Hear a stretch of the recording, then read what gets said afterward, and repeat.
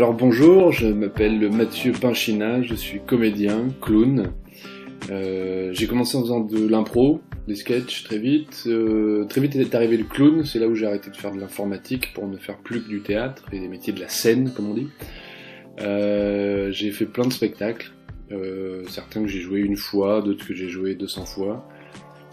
En 2007, je suis rentré à l'École nationale supérieure d'art dramatique de Montpellier. J'ai été en formation professionnelle pendant 3 ans, je suis sorti en 2010, et à partir de là j'ai enchaîné les collaborations professionnelles, soit avec ma compagnie, où j'ai fait de la mise en scène, j'ai joué, soit avec d'autres gens où j'étais juste acteur. Je suis passé à Ondart aussi, on me demande qu'en rire, je faisais des sketchs, j'ai travaillé avec Philippe Decoufflé, qui est un grand chorégraphe, dans un spectacle de danse où je dansais un peu. J'ai fait, qu'est-ce que j'ai fait? J'ai fait du théâtre aussi pas mal, Molière, un peu de Marivaux. J'ai mis en scène Don Quichotte et Georges Dandin de Molière. J'ai fait 2 solos d'humour aussi. Le premier, je parlais de la mort, le deuxième, je parle de l'identité. Voilà, c'est-à-dire que dans le groupe des humoristes, je suis un peu l'intello de service, en gros. Alors moi, ce qui guide complètement mon travail, c'est une phrase de Kurt Tucholsky, je crois, que c'est un auteur allemand, qui a écrit un bouquin sur l'humour qui s'appelle L'humour, c'est quand on rit quand même. Et voilà, ça c'est vraiment la phrase qui guide tout ce que je fais. Moi j'aime bien quand les choses sont drôles mais qu'il y a un vrai fond, c'est pas que drôle, on rit quand même. Il y a un drame qui se raconte, mais on rigole, on trouve des blagues. D'où le clown aussi, parce que le clown c'est vraiment ça, c'est la tragédie de la vie, traversée par un personnage un peu qui paraît inhumain et qui est pourtant profondément humain. Inhumain en apparence, je veux dire. Et voilà, moi j'ai besoin qu'il y ait un fond, qu'il y ait une esthétique. Mais comme je disais, j'ai fait 2 solos, un sur la mort, un sur l'identité. J'ai besoin d'un fond comme ça. Celui sur la mort, par exemple, je parle de l'angoisse de la mort, de ce que ça provoque chez nous. Et les gens trouvent ça très drôle. Et c'est sortait en me disant ça me fait du bien. Mon modèle absolu, c'est Chaplin. Dans Le Dictateur, il y a une scène géniale où il joue avec un globe terrestre, il commence à jongler comme ça avec un globe terrestre et qui est comme un gros ballon. Et je trouve que cette scène elle est formidable parce que elle est très drôle et en même temps, si on prend un peu de distance, c'est un dictateur qui est en train de jouer avec le monde. Et ça c'est pas drôle du tout. Et quand on arrive à raconter quelque chose d'aussi puissant avec autant d'humour, sans non plus gâcher le message, sans s'échapper à la profondeur de la tragédie, je trouve que c'est absolument sublime. Voilà. Et moi je cherche ça dans mon travail toujours.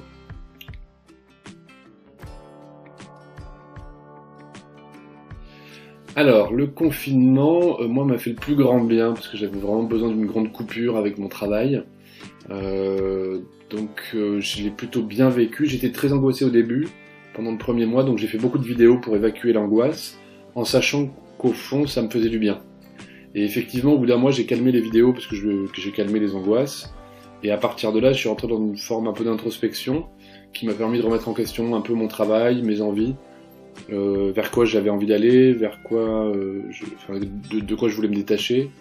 Et voilà, ça a été une introspection saine et sereine et très agréable. Et la semaine dernière, par exemple, j'ai fait un plateau, j'avais 10 minutes de sketch à faire, et j'étais pas du tout dans une envie absolue de reprendre, j'étais pas dans un manque du tout, mais je suis arrivé très tranquille, et très heureux d'être là. Et du coup, je me suis régalé sur scène, et ça a vachement marché. Et je suis très heureux d'avoir retrouvé cette énergie très simple de il y a une scène, bon bah j'y vais, je monte, je fais des blagues, ça marche pas, c'est pas grave, mais en tout cas c'est simple quoi. Et du coup ce confinement m'a été très profitable parce que dans le milieu de l'humour en tout cas, ou artistique même global, on est très vite dans une course au projet, au cachet, aux attentes, à vouloir absolument faire ça, ne surtout pas vouloir faire ça, mais quand même on le fait, comment on fait pour articuler, chercher des projets tout le temps en panique. Il y a quelque chose qui s'est apaisé avec tout ça, et je pense qu'il y a des choses que je ferais différemment maintenant. Moi ce que j'aime bien, c'est tout. Voilà, j'aime bien essayer les choses. J'ai fait de la radio aussi, j'ai fait des chroniques radio, j'ai adoré ça. J'aimerais bien en refaire d'ailleurs. Je fais un peu des vidéos du coup, en forme de chronique. Là pour cet été, je me suis lancé un défi de faire des chroniques en vers. Donc je vais voir ça, où est-ce que ça m'emmène.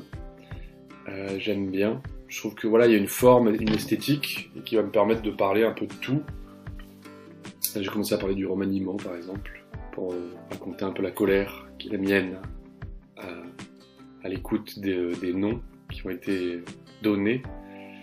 Voilà, moi c'est dans tout mon travail, il y a toujours ce truc-là. Par exemple, j'ai fait avec Deux Coufflets, je faisais un spectacle qui s'appelait Panorama et moi je faisais une sorte de Monsieur Loyal un peu décalé. Donc je faisais des blagues que j'avais écrites moi. Et en même temps, on a joué la plus petite salle où on a joué, elle faisait 500 places, c'était à Turin en Italie. La plus grosse, elle faisait plus de 2000 places. Et je me suis rendu compte, on a joué à Montpellier dans une salle de 2000 places, là où j'ai passé moi 10 ans, où j'ai écumé tous les petits cafés-théâtres et les bars pour en faire des impros en bougeant 3 chaises et 2 tabourets devant 5 personnes. Et de passer voilà, d'un petit bar devant 5 personnes à la plus grosse salle de Montpellier, archi pleine, et avec la même énergie de blague, c'est juste kiffant quoi. Ça c'était vraiment un truc, je me suis rendu compte que l'élan que j'avais depuis le début, il était juste et qui marchait quelle que soit l'ampleur de la salle et du projet. J'ai beaucoup travaillé sur Molière aussi, j'aime beaucoup Molière. Parce que Molière, quand on lit du Molière, il y a une pulsation. Et là j'ai envie de dire un truc. Molière c'est du théâtre, clairement. C'est pas chiant. Si un spectacle de Molière est chiant, c'est qu'ils sont passés à côté, c'est qu'ils se sont plantés. Alors que Racine, c'est pas du théâtre, c'est de la poésie. Et du coup, c'est très difficile de monter Racine et d'être intéressant. Racine, c'est super à lire, mais à jouer, c'est chiant, et à regarder jouer, c'est chiant à mourir. Alors que Molière, dès qu'on le lit, il y a une pulsation, il y a un truc, on sent que le mec, il a écrit en vibrant. Je sais même pas s'il a pas écrit au plateau, moi je suis sûr qu'il faisait des impros avec ses potes, et que quand il y avait une impro qui marchait bien, il prenait en note, et que c'est ça qui est gardé, quoi. Et puis c'est hyper agréable aussi ça ouvre un champ de jeu clownesque chez Molière, même Tartuffe, qui est en alexandrin, même le misanthrope, tout ça, c'est des pièces qui permettent tellement de choses, c'est génial. C'est un champ d'exploration merveilleux qui raconte des choses de l'humain et qui donc sont intemporelles. Mon Dieu que je suis intelligent. L'intello de l'humour, je vous ai dit.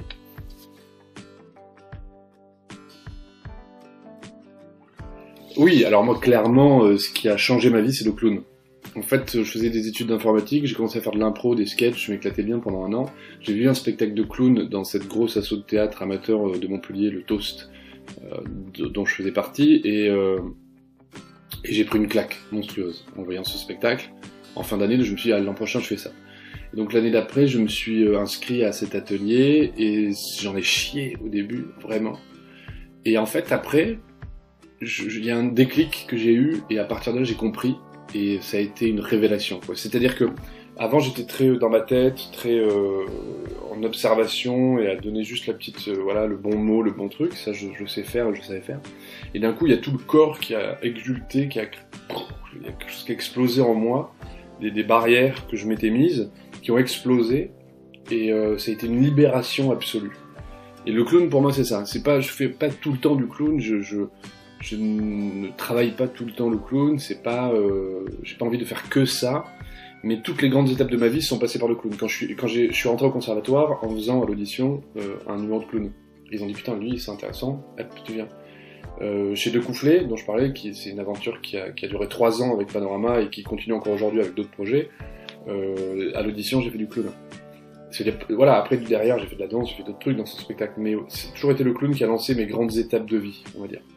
Et c'est un état de jeu, c'est un regard sur le monde, c'est une façon de vivre et d'être sur scène que je trouve absolument merveilleuse. Pour moi, c'est ça la partie de mon travail qui est le plus fort, quoi. Peut-être je peux préciser des choses sur le clown. Quand je dis clown, c'est pas du tout rituel, machin, trouver son clown. Alors ça, c'est un truc qui me gonfle. J'ai jamais compris l'idée de trouver son clown. Tu sais, comme s'il était à côté de toi et tu veux te chercher, je sais pas où. Non, c'est pas ça, c'est un truc au fond de toi, c'est une énergie, c'est quand tu abandonnes la volonté de contrôle à cette énergie vitale, que tu acceptes et que tu affirmes tes qualités, tes défauts, tes pulsions, ta connerie.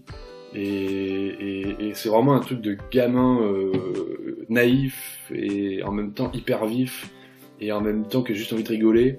et en même temps qui est très en colère contre tout. Voilà, toutes les émotions sont possibles, et il y a quelque chose dans le clown qui est formidable, c'est qu'il a pas le droit d'être là, et il vient quand même. Et du coup, il brave un interdit, et il gagne le droit d'être là en captivant les gens en permanence. Et j'aime bien ce rapport-là. Ça évite de faire un spectacle plan-plan, ça évite de faire un spectacle qui se regarde et qui dit oui, bon, de toute façon, vous êtes là, quoi. Non. Le clown, il n'y a pas de vous êtes là. J'ai pas le droit d'être là, j'y vais. Et que tant que je suis là, il faut que je trouve tous les moyens possibles pour captiver l'auditoire et pour happer le spectateur avec toi. Et si jamais les gens commencent à regarder ailleurs ou à bâiller, tu dégages, quoi. C'est radical, c'est d'une violence absolue à l'intérieur, mais c'est jouissif au possible. Voilà, le clown, c'est vraiment mon noyau de nécessité, quoi. C'est ça qui me porte et qui me sous-tend, qui sous-tend tout mon travail. Ouais. Des anecdotes, j'en ai plein. Chaque date était truffée d'anecdotes. Je fais beaucoup de tournées, donc tu rencontres des gens et tout ça. Moi, une chose, pour illustrer un peu ce que je dis depuis le début, Tout seul comme un grand, où je parlais de la mort, Qui fuis-je, où je parle de l'identité, sont des spectacles avec un fond très fort, où je raconte des choses un peu profondes et pas forcément drôles, mais avec beaucoup d'humour. Et souvent, j'ai eu des retours derrière de spectateurs qui m'attendaient pour parler avec moi, ou qui sur Billy Réduc, ou des trucs comme ça. J'ai eu des retours qui me bouleversaient, de gens qui avaient vécu un deuil récemment, voire très récemment, l'affaire d'une semaine ou quelque chose comme ça, et qui me disaient mais merci d'avoir fait un spectacle comme ça, parce que ça fait du bien de rigoler de ça, et de pas être que entouré de gens qui nous tirent, qui veulent nous faire penser à autre chose, ou qui veulent pleurer avec nous. Alors quelqu'un qui nous en parle de manière légère, ça fait un bien fou. Et moi aussi ça me fait du bien, parce que j'ai exorcisé plein de choses, mais voilà, c'est pas forcément un spectacle qui plaît à tout le monde, ça je m'en fous, mais par contre les gens à qui ça plaît vraiment, quoi. C'est pas que ça plaît, c'est que ça touche plus loin que ça touche au fond des tripes, certains spectateurs, et ça c'est toujours bouleversant quand ils viennent m'en parler après, quoi. Après il y a des gens qui aiment pas, hein, ça je m'en fous, c'est normal, mais voilà, moi je le fais pour les gens qui vont être touchés profondément. Je préfère toucher 10 personnes profondément et que ces personnes-là soient bouleversées, que d'avoir 100 personnes qui me disent ouais c'est pas mal, c'est cool, j'ai bien rigolé. Et Qui fuis-je, le deuxième spectacle, qui parle de l'identité, lui aussi, il parle de plein de questions, et j'ai eu plein de discussions aussi derrière de gens qui étaient très touchés par ce spectacle, donc c'est cool. Comment me contacter? Moi je suis sur à peu près tous les réseaux, Facebook évidemment, Instagram, Twitter, par mail c'est plutôt des affaires professionnelles. Donc si jamais, mais vous pouvez me contacter sur Facebook, je réponds, et puis après, si c'est pro, on bascule par mail. Les projets là, c'est reprendre Qui fuis-je, donc mon spectacle sur l'identité. Là, j'ai quelques dates cet été, et sinon après la vraie rentrée, c'est à partir de septembre. La vraie rentrée c'est septembre, le 10 je suis en tournée, le 15 je suis à Paris, et ce sera tous les mardis à Paris, 20h au Théâtre du Marais. J'ai hâte de reprendre le spectacle, ça y est. Je commence à avoir envie de le faire, mais je sens que j'ai pas envie de le faire pour être sur scène et être applaudi ou je sais pas quoi. J'ai envie de le faire parce que j'ai très envie de raconter cette histoire, qui en plus résonne, je pense, assez avec le confinement. Voilà, donc je suis content. Voilà, c'est ça, et vous pouvez me suivre. J'ai une chaîne YouTube aussi où je mets des conneries régulièrement. J'ai ces chroniques vidéo en vers que je vais essayer de faire un peu tout l'été, à raison au moins d'une fois par semaine, peut-être plus, peut-être moins, on verra. Je crois que c'est pas mal. Alors, clown n'est pas une insulte. Il faut arrêter d'appeler notamment les politiciens des clowns quand ils font de la merde. Non, le clown, il y a une dimension touchante, il y a une dimension humaine. C'est l'exact opposé du politicien politicard qui fait de la merde. Le clown, c'est une pépite de beauté. C'est une humanité profonde. C'est le vagabond de Charlot. C'est celui qui est tout en bas de la société et qui vit tout intensément et qui n'a ni passé ni futur, qui n'est qu'au présent et qui est pas du tout dans un calcul ou quoi. Donc faut arrêter de dire que les politiciens sont des clowns ou les policiers ou je sais pas qui. Clown n'est pas une insulte. Clown c'est pas une insulte. C'est de l'humanité brute. C'est l'exact opposé des gens qu'on traite de clowns. Donc arrêtons. S'il y avait un peu plus de clowns, il y aurait un peu moins de malheur.